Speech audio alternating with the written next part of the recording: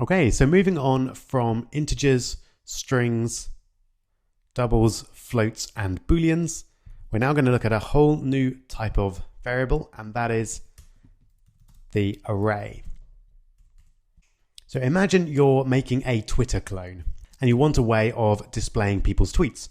You need to store that tweet content somewhere, and what you don't want to do is to have to create a new variable for every tweet that's created. Otherwise you'd have tons of different variables with all sorts of different variable names. That would be a nightmare to keep track of. So that is where you would use an array.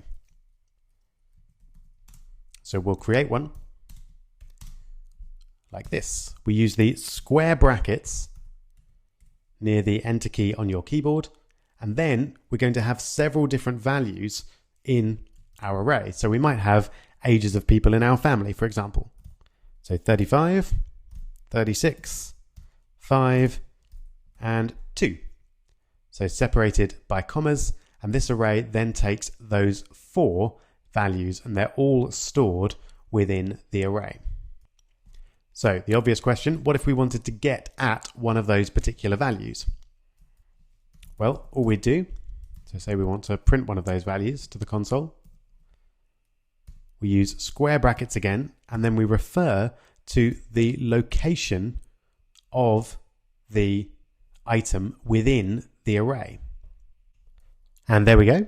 So we've got the number 5 printed there, which is perhaps not what you were expecting. You might have thought that the second item in this array would be 36. But actually, array counting starts at 0.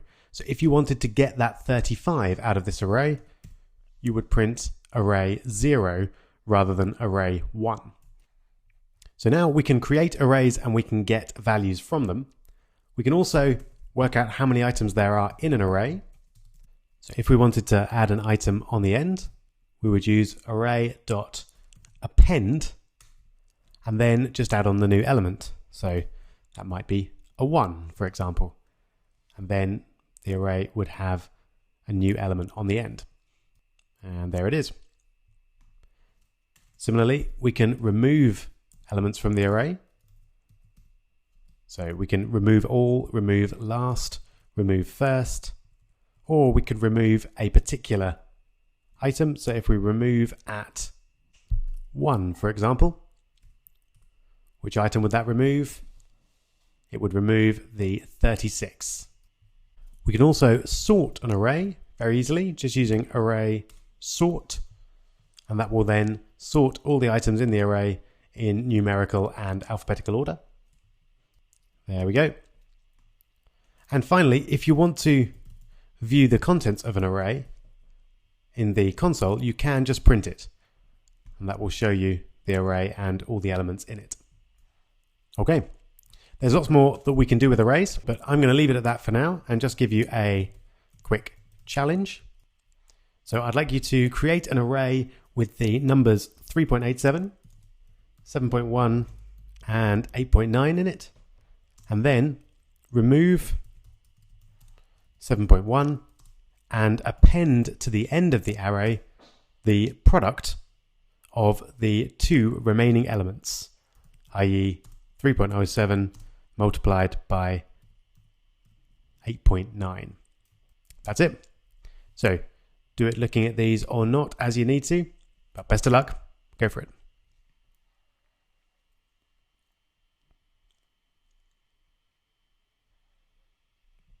All right, should have been fairly straightforward. I'm going to create an array called my array. I'm using var this time because I'm going to need to remove an item in the array. And let's add in these numbers. So 3.87, 7.1, and 8.9.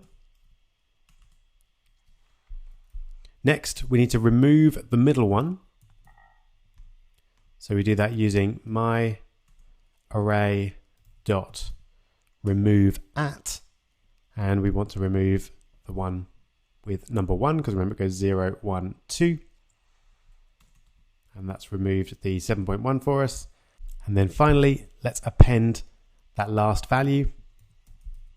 So my array dot append, and we want to multiply the 2 remaining values together. So we're going to take my array 0 multiplied by my array 1. There we go. So now we should have the two original values, so 3.87 and 8.9, and then the multiple of those two contained in the third element in the array. Okay, worth saying briefly that arrays don't have to contain numbers.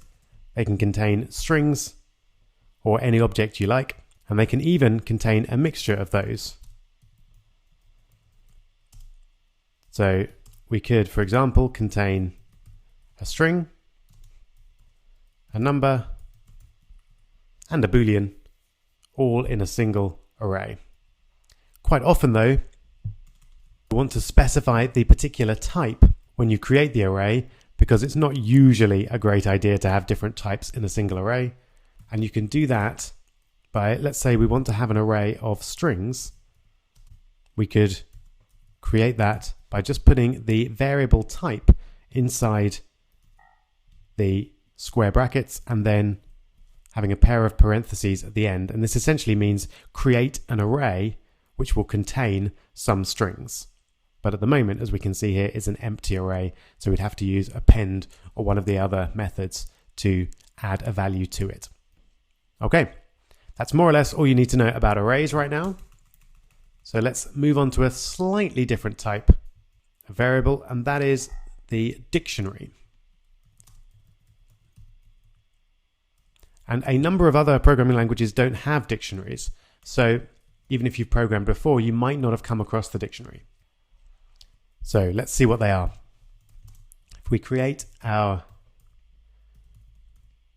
dictionary, and what we do is we create it in much the same way as we did our array with our square brackets, but each item in the dictionary now has a key. So for example, we might define a computer for some of us as something to play Call of Duty on. And now we've defined the computer field within the dictionary array to have the value something to play Call of Duty on. Similarly, we might define coffee as the best drink ever. So this is something of a literal dictionary where we have a particular word and then we have the definition of that word. Of course, that doesn't have to be what we use dictionaries for, but if we did set it up that way, we could then get one of those values by using dictionary and then the key or the name that represents that. So dictionary computer would then be something to play Call of Duty on. And now here you can see we've got this word optional, which came up in the previous section. And here we're going to look at it in a little bit more detail. And then later on in this section, we'll really dive into what these optionals are. But right now, if I use dictionary and then the key computer, I know that it has a value because I defined that. But if I try and use dictionary house, for example, to try and get the value for the house field inside this dictionary, you can see I get the result nil. Now, if I try and set that equal to the text of a label, for example, or if I try and display that word on the screen, that's going to give me an error. We need to be very careful about using things like this unless we're absolutely sure that this has a value. So dictionary computer, I know for sure that it has a value because I just defined it up there. So if I know absolutely for certain that it has a value, I can use the exclamation mark to what's known as unwrap it. And this is basically a way of telling Xcode that, don't worry, I know absolutely for sure that dictionary computer has a value because I've defined it up here. If you turn out to be wrong, Xcode will punish you with a complete app crash. So you do need to use these very sparingly and very carefully, only when you're absolutely certain that this has a value. We'll see some better ways of dealing with optionals which let you test whether or not it has a value before using it later on in this section. So for now, we'll leave it as an optional. We can use dictionary.count just as we did with array.count. So dictionary.count would be 2 is the answer because there are 2 items in this dictionary. We can add extra values. We don't append them like we did with dictionaries. We just set them in the way that you might expect. So we set dictionary.pen, for example, equal to old-fashioned writing implement. And that will then add it directly into the dictionary with the key pen. Aha, can you see why I've got an error there? It's because I define dictionary with a let, which means it's immutable or can't change. So I need to update that to a var, which will allow me to add items in there. I can also remove items from a dictionary using dictionary.remove value for key. And so if I want to remove the computer value, then I just do it like that. And similarly, like an array, I can print a dictionary and see the values in the console. There we go. So what we've got left is pen and coffee. And also, just like we could define empty arrays like this, we can define empty dictionaries. So if, for example, I had a dictionary of game characters, which was going to store the strength of each type of character, I might use a string to represent the name of the character and then a double to represent the score. And then I could create my dictionary just like I did with my string array down there.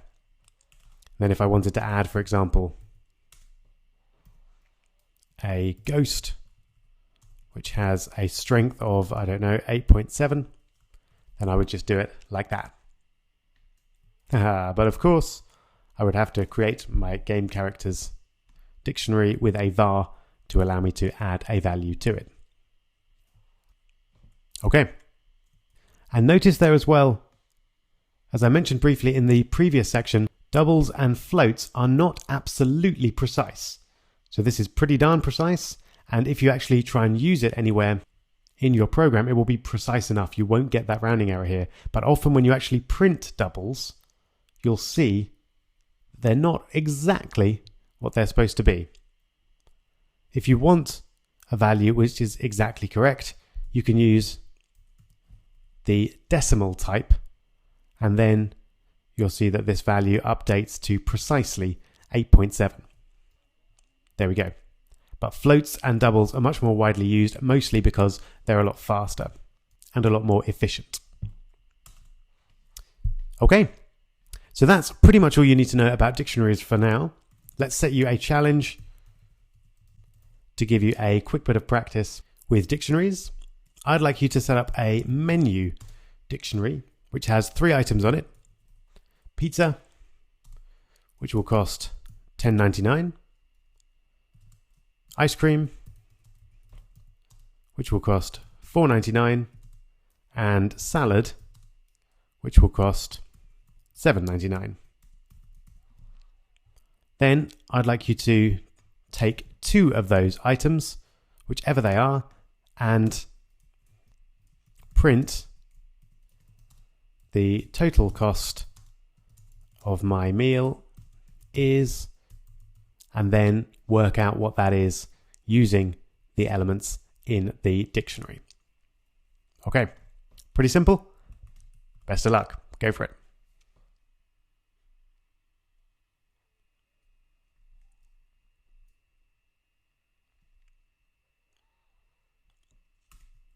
Okay, Let's give it a go then.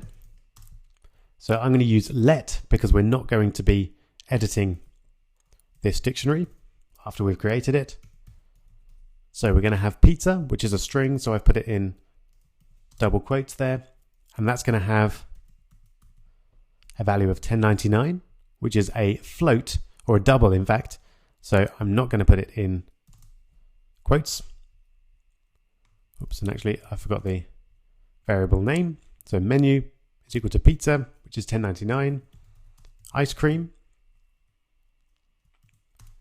which is 4.99, and salad, which is 7.99. So now we've created our menu, and then let's attempt our print statement. So the total cost of my meal is, and I'm going to choose pizza and ice cream. So to get the cost of a pizza, I need to use menu and then pizza. And I need to force unwrap that to show that I'm sure that this has a value. And then I'm going to add to that menu